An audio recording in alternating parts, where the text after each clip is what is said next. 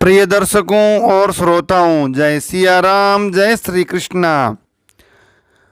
वैशाख महीने की चौथ माता व्रत कथा आप सुनिए।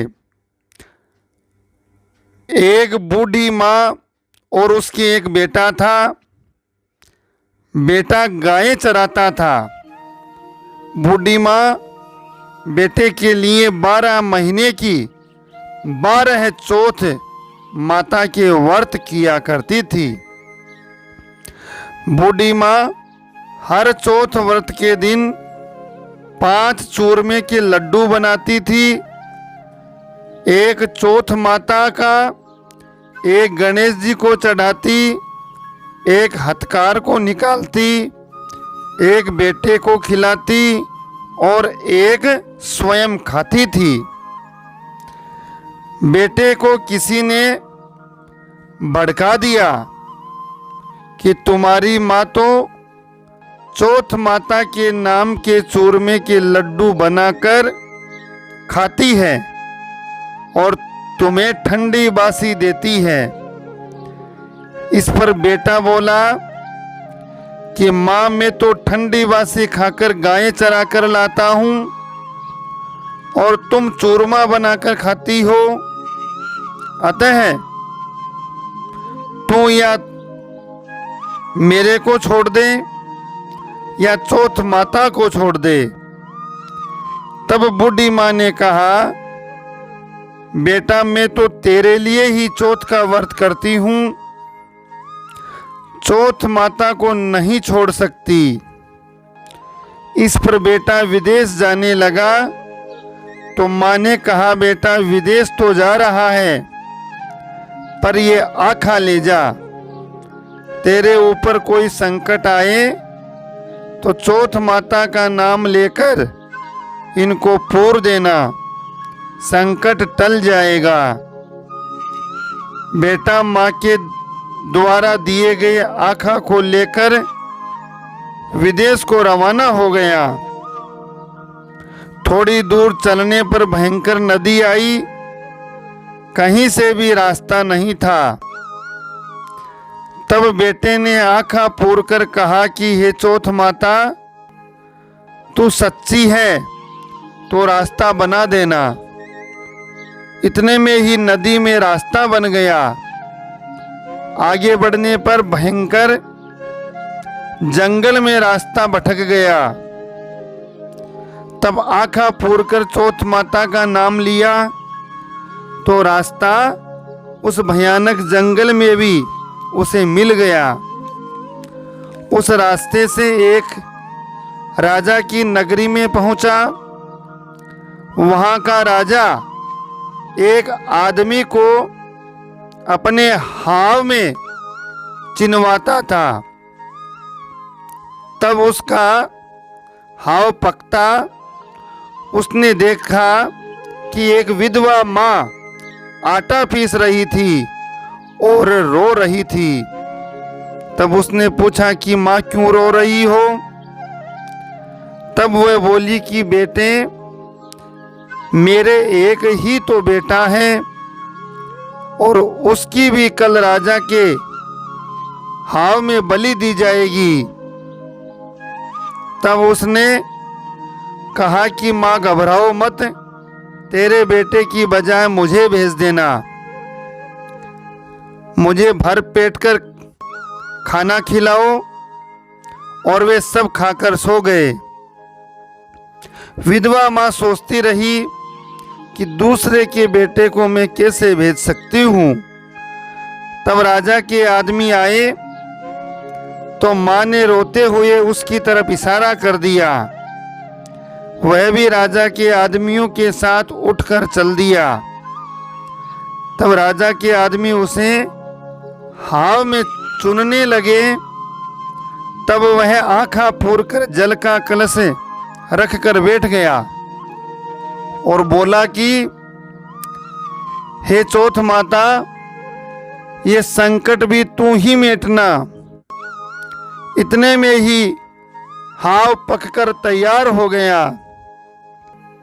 राजा के आदमी राजा के पास जाकर बोले, राजा जी, महीने भर में पकने वाला आव 1 दिन में ही पककर तैयार हो गया। इस बात को राजा भी देखने आया। तब राजा के आदमी हाव के कलशों को उतारने लगे तो अंदर से एक आवाज आई कि धीरे धीरे उतारो, अंदर मैं हूं।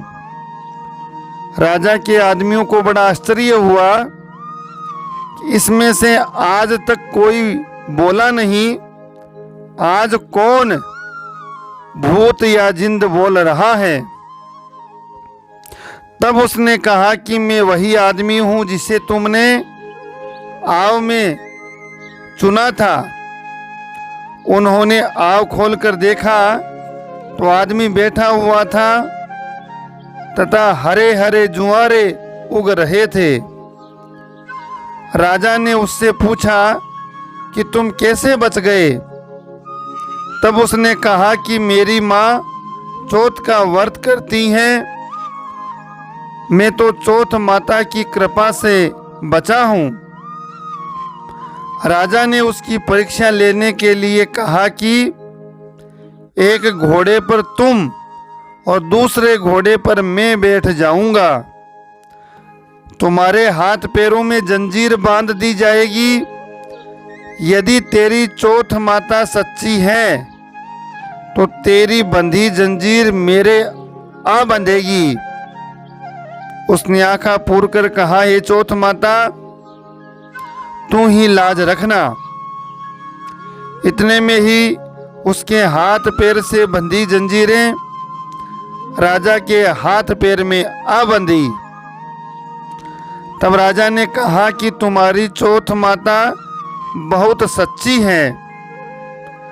राजा ने अपनी लड़की की शादी उसके साथ कर दी और बहुत सारा धन देकर विदा कर दिया। जब वे अपने गांव के पास में पहुंच गए तो लोग बाग उसकी बूढ़ी माँ के पास जाकर बोले कि हे माई, तेरे बेटे बहू आ रहे हैं। तब माई ने कहा, मेरे भाग्य में बेटे बहू कहाँ हैं? बेटे को तो भड़काकर भगा दिया। तब लोगों ने कहा कि माँ जाकर तो देख, वास्तव में तुम्हारे बेटे बहू आ रहे हैं। तब बूढ़ी माँ ने जाकर देखा तो वास्तव में उसके बेटे बहू आ रहे थे। बेटा बहू दोनों माँ के पैरों में पड़ गए और कहा कि माँ, हम तो चौथ माता के प्रताप से ही वापस आए हैं। संपूर्ण नगरी में चौथ माता की दुहाई फिरवा दी गई।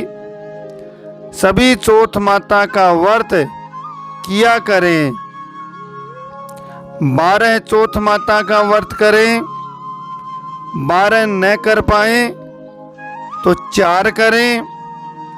4 भी यदि नहीं कर सकें तो 2 चौथ माता का व्रत तो सभी किया करें।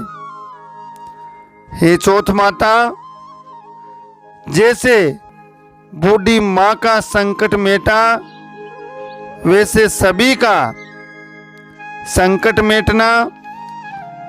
इस प्रकार से ये संकष्टी चतुर्थी व्रत कथा वैशाख महीने की चतुर्थी व्रत कथा का महात्म्य कहानी है, जो धर्मशास्त्र में वर्णन इसका मिलता है। वैशाख महीना बड़ा महीना है और वैशाख महीने की चौथ माता का व्रत महात्म्य व्रत कथा जरूर सुने।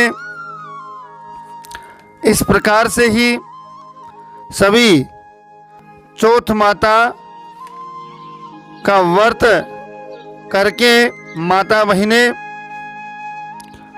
और गणेश जी की कथा सुने। इस प्रकार से जिस प्रकार से चौथ माता आपने उनकी सहायता करी वैसे सबकी सहायता करना बोलो चौथ माता की जय। वीडियो चैनल को लाइक शेयर सब्सक्राइब करें, बेल आइकन को जरूर दबाएं। अपने स्नेह प्रेम को इसी प्रकार देते रहें। अपने परिवारजनों, स्नेहजनों, मित्रजनों को लिंक शेयर करें। जय सिया राम, जय श्री कृष्णा।